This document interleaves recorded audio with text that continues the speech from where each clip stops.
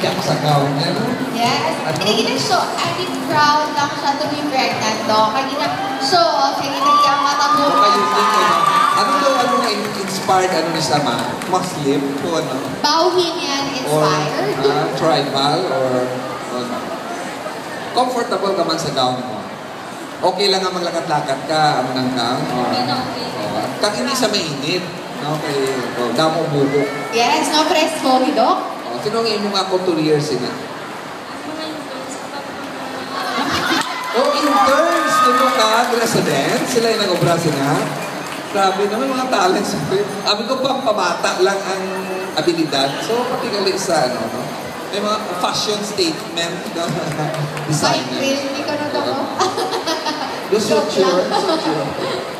Pero ako namin. Yes. So, are you excited to answer your question? Siyempre. Okay now? Sige. Pick one.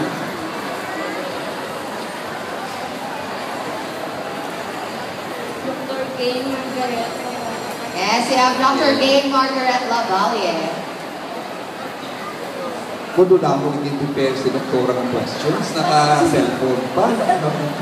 Kasi malipat ka. Okay. What do you think is the importance of breastfeeding after birth compared to artificial milk? Ay, dali na ito kabalo siya islam ko.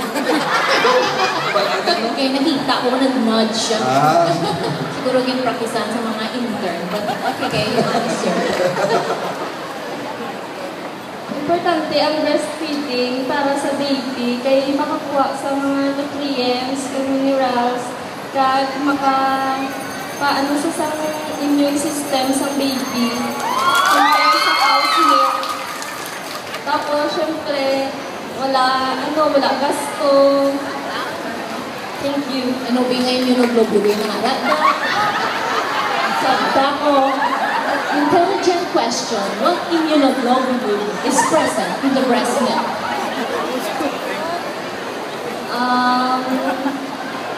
Colostrum. Sige lang, hindi na ko kamali. Isa pagit, ano nga vitamin ang wala sa breast milk? Kaya kahatag na sila injection. Ang vitamin K, di ba? Yes.